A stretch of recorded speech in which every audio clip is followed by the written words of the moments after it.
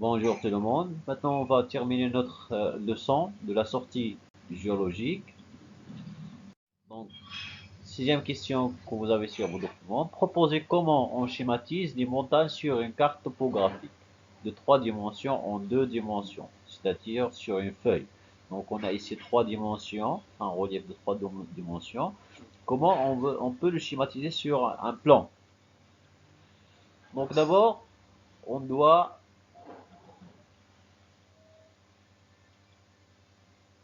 mettre les pointillés sur la montagne.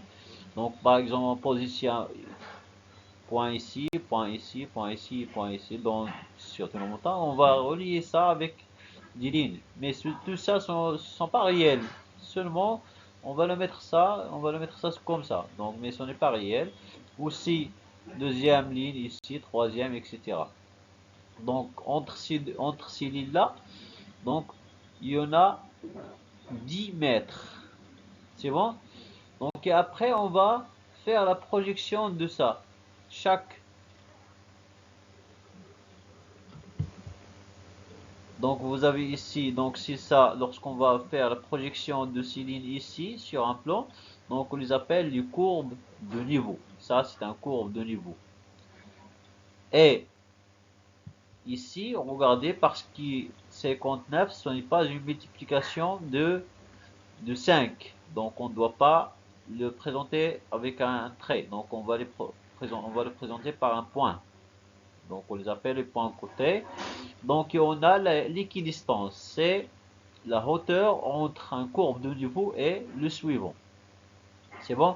Donc ça, c'est de 10 mètres, 10 mètres, 10 mètres, 10 mètres, et ici il nous reste 9 mètres parce il n'arrive pas à 10 mètres. Donc on va les représenter comme ça sur un plan. Donc c'est comme ça vous observez sur les cartes topographiques les reliefs. Donc regardez ici. Donc lorsque ces courbes de niveau sont très proches, donc on voit ici que une pente qui est très très forte. Lorsque les courbes de niveau sont très éloignées, donc c'est-à-dire qu'il y a une pente qui est très très faible. C'est bon? Donc c'est comme ça on peut représenter un relief sur un plan. Donc on va faire la projection des courbes de niveau sur un plan. Regardez ici, donc ici on a la même hauteur, mais ici on n'a pas la même distance. Donc on a dit que la distance entre un courbe de niveau et l'autre, le suivant sur une carte topographique, on l'appelle l'équidistance. Il est toujours multiple de 5. C'est bon? C'est ça, donc qu'est-ce qu'on a dit? Les courbes de niveau relient une série de points d'altitude égale et servent à représenter le relief sur une carte. Il indique la hauteur du sol au-dessus du niveau moyen de la mer, NMM, en mètres, et elles peuvent être tracées à des intervalles variés. Par exemple, lorsqu'ils sont rapprochés, les courbes de niveau indiquent une pente plus abrupte. Lorsqu'ils sont éloignés, les courbes de niveau indiquent une pente douce. La distance entre une courbe et la suivante est appelée l'équidistance et elle est toujours la multiple de 5, c'est-à-dire 5, 10, 15, 20, 25, etc. Donc maintenant, la question c'est, d'après la carte topographique et les démarches que vous avez sur votre manuel, réalisez le profil topographique selon la coupe AB. Donc, sur vos manuels, vous avez carte topographique, vous avez une ligne entre A et B, donc vous devrez réaliser un profil topographique selon les démarches qu'on va voir maintenant.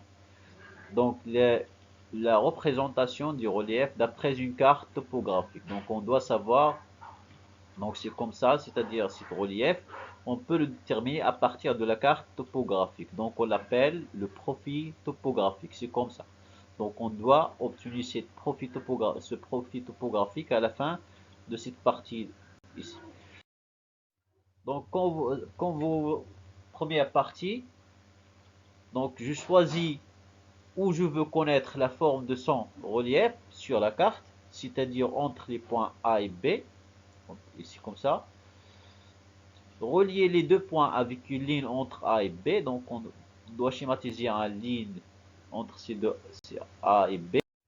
Deuxième étape, je pose papier millimétrique comme ça sur cette partie-là. Donc Ligne horizontale représente la distance en kilomètres. C'est bon? Ligne verticale représente la hauteur en mètres. Donc, on a ici entre... Donc, vous avez ici 0, 350. J'ai mis 2 tirets ici, c'est-à-dire 2 tirets. Donc, on a éliminé une grande partie de ce diagramme. Ce diagramme-là. C'est-à-dire, ça, il contient entre 0 et 300. Cette partie-là. Donc, maintenant, on a choisi l'échelle. On passe à déterminer les points d'intersection. Je détermine les hauteurs d'intersection des deux courbes de niveau. Donc, regardez ici, c'est 400. Ici, c'est 400. C'est la même chose ici. C'est la même chose dans l'autre côté. Donc, ici, regardez, ça, c'est 350. 350.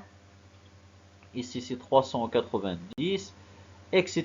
Je détermine tous les points que j'ai. Lorsque je détermine ces points, je dois faire la projection du hauteur sur mon papier millimétrique. C'est comme ça, avec des pointillés.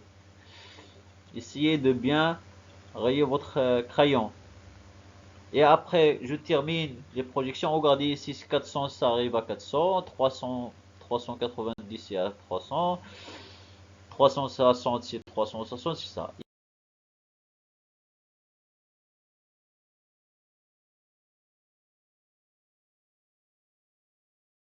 Après, je relie entre ces points-là avec la main. Ce n'est pas avec une règle. Et après, j'efface ces pointillés et je écris le titre, le profil topographique pour A, B. Donc, regardez ici, vous avez une montagne. Ici, c'est un rivière, etc. Donc, lorsqu'on va faire une sortie, on ne doit pas aller à ce point-là. Donc, par exemple, on peut aller ici parce qu'on peut bouger, tout simplement. Mais on ne peut pas arriver à ce point-là parce qu'il est très très haut. Donc c'est ça le rôle de profil topographique, c'est de déterminer le type de relief où on peut faire notre sortie géologique. C'est bon? Et maintenant, deuxièmement, comment collecter les échantillons lorsqu'on est en sortie géologique? Donc on doit savoir comment on peut collecter quelques échantillons. Par exemple, pour collecter des fossiles, les points suivants doivent être respectés.